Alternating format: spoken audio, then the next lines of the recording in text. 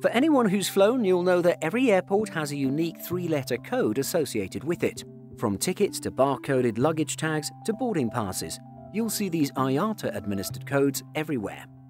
A good portion of the world's airports have airport codes that make sense in relation to their respective city or historical name. So why do Canadian airport codes begin with the letter Y? Let's find out. YVR, Vancouver. YYZ, Toronto. YUL, Montreal. All these codes obviously begin with the letter Y. There doesn't appear to be any country in the world with a first-letter theme for its airport codes.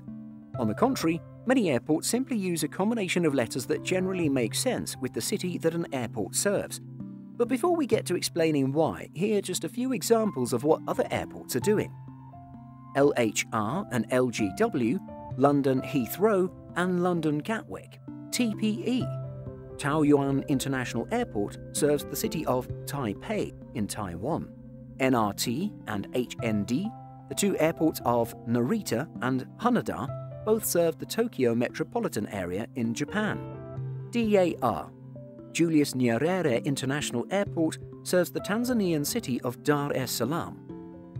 Sometimes airport codes are more associated with the airport's name itself and aren't tied to the name of the cities they serve. For example, CDG, Paris Charles de Gaulle. JFK, New York's John F. Kennedy. SVO, Moscow's Sheremetyevo International Airport.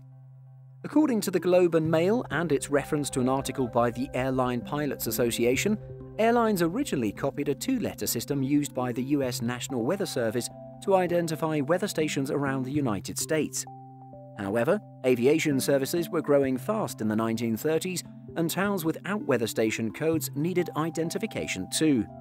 Perhaps realizing the limits of a two-letter code, which provided only 676 combinations, it was decided that a three-letter system should be put in place. This would in turn provide a much more robust selection of 17,576 possible combinations. Then, to ease the transition for existing two-letter airports, some would use an X after the weather station code. Thus, the code for Los Angeles Airport became LAX.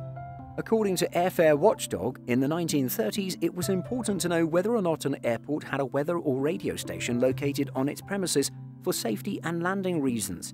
If it did, the letter Y for yes was added in front of the existing radio call sign. However, in the absence of a weather station at the airport, a W would be used to symbolize that it was without one. Thus, when the three-letter system was imposed during the 1940s, most of Canada's airports had already been using the Y for yes prefix due to the weather or radio stations located on site.